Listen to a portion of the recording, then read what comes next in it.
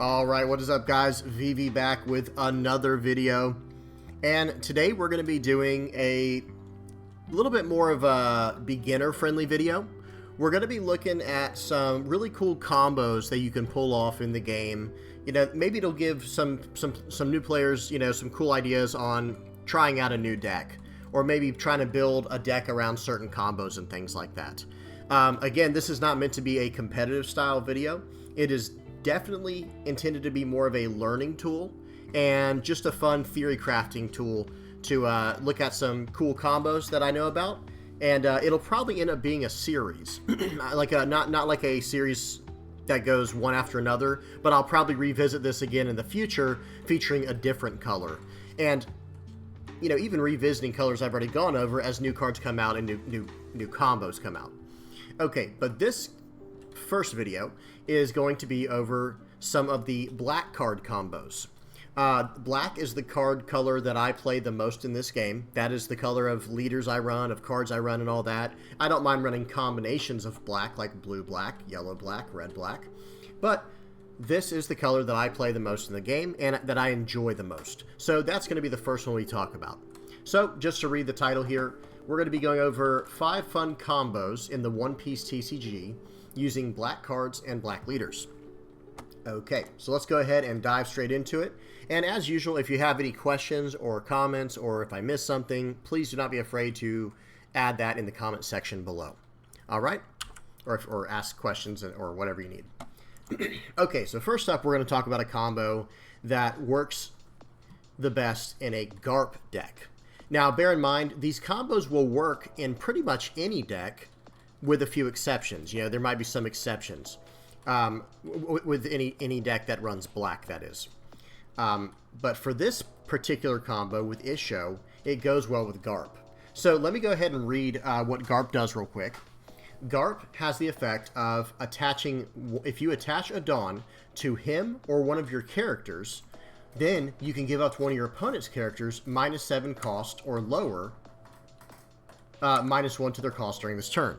Now, that is not a once per turn action. You can continuously do this for as much Dawn as you have available at your disposal.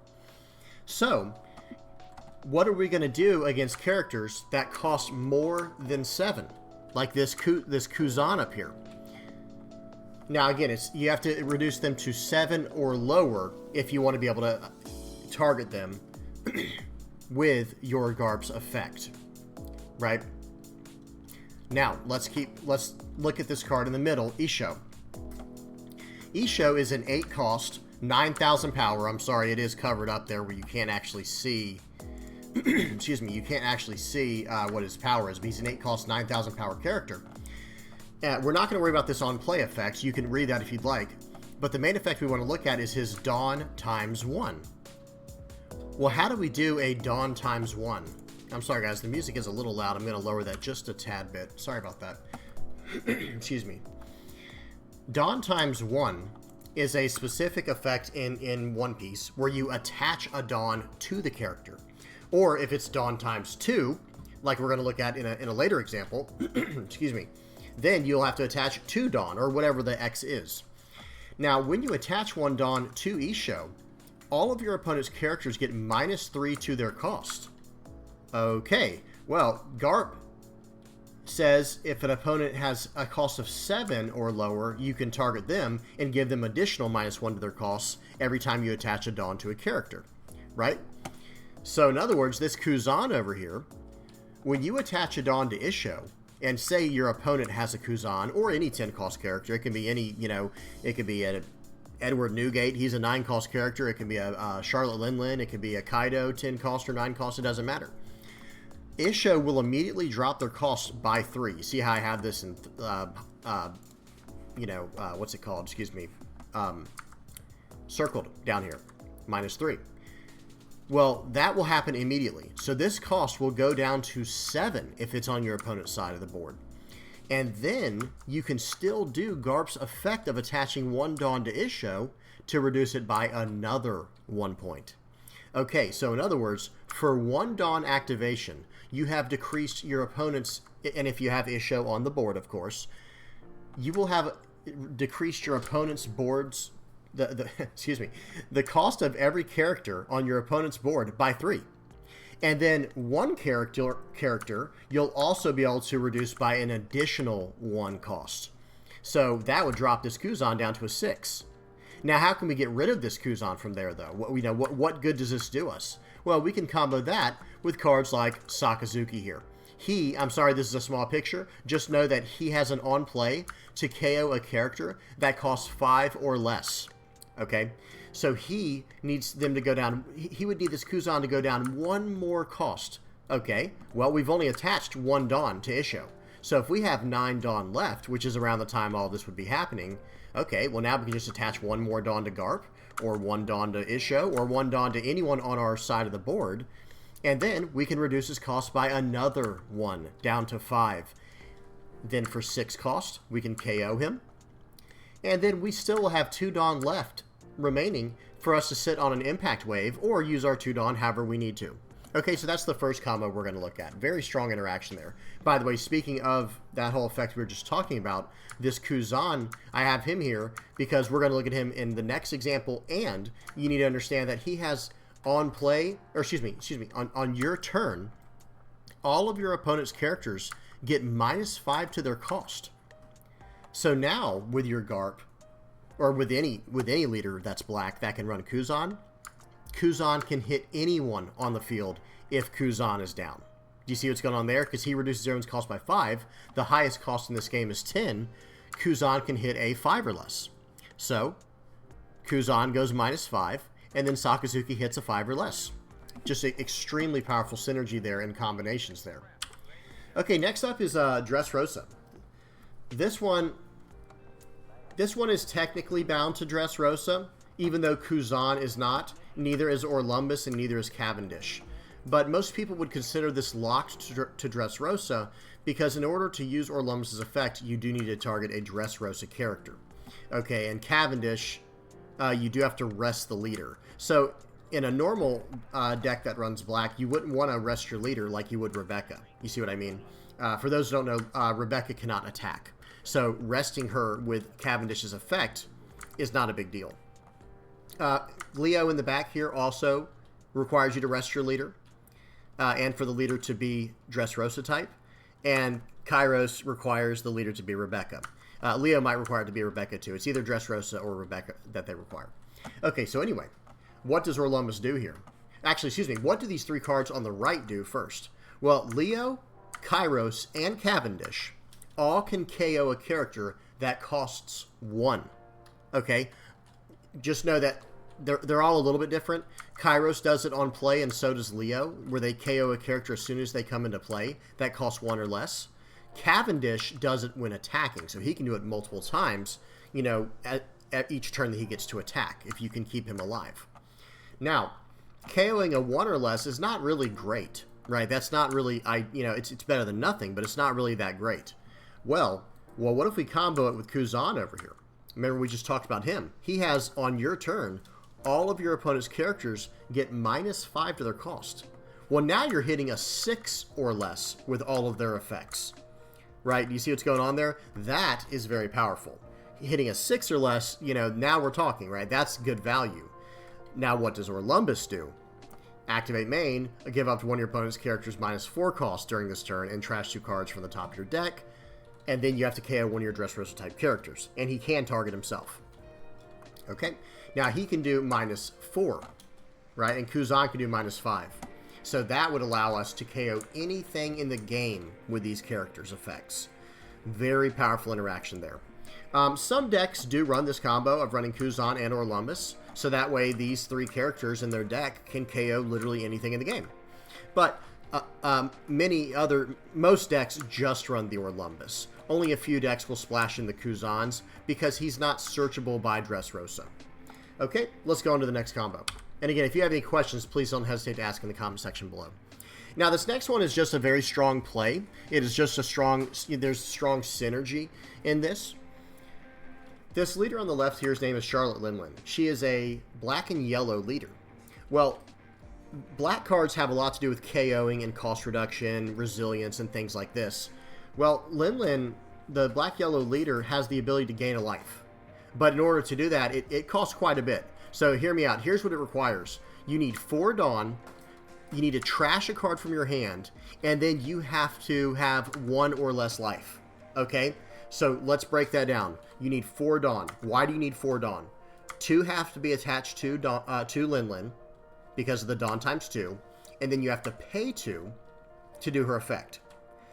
Now, why do you have to trash a card from hand? Well, it says it in the cost. That's that simple, right? And then finally, why do we have to have 1 or less life cards? Well, again, that is also a stipulation right here where it says if you have 1 or less cards in your life area, then you can gain a life. Okay, well, that's going to cost us 4 Dawn, like we said, and we're going to have to trash a card from hand. What are we going to do with the 6 remaining Dawn, potential in that turn? Well, there's 2 major combos. And they're not really, these aren't so much as combos as much as they are just extremely strong combinations of cards. And I know combo and combination are the same idea, but I think you guys see what I'm saying. Typically speaking, when you're talking about a combo in a video game, it's like this really cool, like boom, boom, boom, it all happens at once, there's nothing your opponent can do. Whereas this is more like a sequencing type of thing. I'm going to gain my life with Charlotte Lin Lin, and then I'm going to play this character right here, Sabo, later in the, in that turn. And then I'm going to sit on 1 Dawn to use this event on my opponent's turn to potentially survive, right? By gaining 3,000, or by making one of his characters lose 3,000 power during this turn. Okay, very, very, very strong interaction there, especially if you're going against a deck that can stand its characters, like Law, or like Kid, or even like the deck we just looked at with Rebecca. She has a character that can stand in this deck usually. We'll look at that at the end. Okay, now there is another, and by the way, if you need to read any of these cards, by all means just pause and read. But Sabo here is just a really strong blocker that draws 2 and trashes 2, and it makes it where he can't be KO'd until next turn, right, by effects. And then the second combo is just directly with this. It's not, we're on the 3rd combo, right? We did this is the first combo, second combo, this is the 3rd combo. This is like 3A, and this is 3B. So again, you have 6... when you're at the end of the game where you're going to start using your leader's effect for Charlotte Lin Lin, you're going to have 10 Dawn available to you. So what are you going to do with it? Well, one option is you can play Sabo and sit on a Narukabura Arrow, because Sabo costs 5, right? So you need 5 Dawn. You needed 4 Dawn for the leader's effect. You only have 1 Dawn left. And that's where Narukabura Arrow comes in very nicely. And then second option is Borsellino, where, okay, technically with this play, right, so the Lin Lin costs 4, the Borsellino costs 4, then you have 2 Dawn active. So if you had the Narukabura Arrow in your hand, you'll have 1 extra Dawn to play this turn, maybe, instead of just attach 2 to your Charlotte Lin Lin to swing for 7, maybe you attach 3 and swing for 8. You see what's going on there? But this is still a very strong combination if you have this one as well. Okay, and again, if you need to read any of these cards, just go ahead and read what they do. Just pause the video and read it. All right, so let's go on to the 4th combo. This next one here. This is a really strong combo that can be used in any deck that runs black. Some examples are a little more specific. Like, for example, this one's actually not that specific. If you have 6 Dawn remaining in a deck that runs these 2 cards, or these 2 cards, well, this one, I guess you have to be in black-yellow, right? Because you have to have black Sabo and yellow Narukabura Arrow. But this combo here, Borsellino and Impact Wave, well, you can just run that in any black deck. The same thing is true of this next one here, right? This Henna plus Impact Wave, you can run this in any deck that runs black, and any time you have 7 Dawn available. So let's just give an example here. Let's say your opponent has a bunch of characters on the board. Let's say you're playing against Law, Trafalgar Law, Red-Green Law. Well, let's just say, so you're playing against Law, and let's say they swing for 9K, and just for this example, let's pretend they have a Beige and a Chopper on the board, because it'll just make this an easier example for y'all to understand. For those who don't know, Beige is a 1-cost character. You see how Hina is a 5-cost character? Beige and Chopper are 1-cost characters that have blocker just like Hina. They're 1-cost characters that have 1,000 power, no counter, but have blocker. I don't think they have counter. I could be wrong about that. I apologize if I am. So, long story short here with Hina, let's say your opponent swings for 9,000. Let's just say they swing with their leader for 9,000 for this example. Okay, well, 9,000 is a very strong attack. I'm not going to get into the numbers right now, but that's a very strong attack that a lot of people go for. That's an ideal number to attack for. Because like we saw just right here in the last slide, leaders have 5,000 life, typically speaking, right? Like, look at this leader, 5,000 life. This leader, 5,000 life. You see what's going on here, right? These all have 5,000 life. Well, a lot of strong combos have to, or excuse me, a lot of strong counters have to do with this card here, Impact Wave, which we're looking at again right here. And what does this do? For the cost of 2, you pay 2 Dawn on defense, right? On your opponent's turn, you leave 2 Dawn active so you can do this. And it's going to be plus 4,000 power during this battle. Then, you see the next part? So you get plus 4,000 power. That gets your 5,000 power leader to 9,000, right? Then you can KO up to one of your opponent's characters that has a cost of 3 or less. So, if your opponent swings for 9,000, well, that stinks, right? Because, unfortunately, this 2-cost event will not save us from the attack. We'll have to use this and another card from hand. Or we can use our Hina, who we can use as a blocker. So if they swing 9,000 at us, we can tap Hina and then use Impact Wave on Hina to get her to 10,000, surviving the attack. And what else does it do? Oh, she has an on-block effect that says choose up to one of your opponent's characters with a cost of 6 or less. The chosen character cannot attack during this turn. Okay, so what happened there? And remember, this KO's a 3 or less. So what we would be able to do is block one attack, tap down one of their characters that costs 6 or less, and then KO one of their characters that costs 3 or less. And your Hina survives. So that's what makes it a 3-for-1, by the way. Because remember, we didn't lose our Hina. Hina's still on the board. That is still a character that they have to deal with. And in the meantime, when we blocked that 9,000 power attack we were just talking about, we tapped down one of their characters that was a 6 cost or less, like rested it. And then we also KO'd a 3 or less. Y'all see how powerful this combo is. It ends up being a 3-for-1, especially if they have to dedicate even more cards into now KOing Hina, where it becomes a 4-for-2. You know, that's equally fine, right? Excellent. So there's the fourth combo. And the final one here, this one is just a lot of fun. This combo is for Garp again. So we're going back to Garp. This is a red-black leader, so we have access to red cards.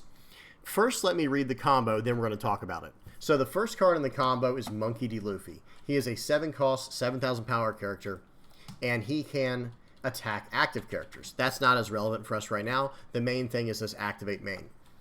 You may return 7 cards from your trash to the bottom of your deck in any order. Set this character as active. Then, during your next refresh phase, this character will not reset as active.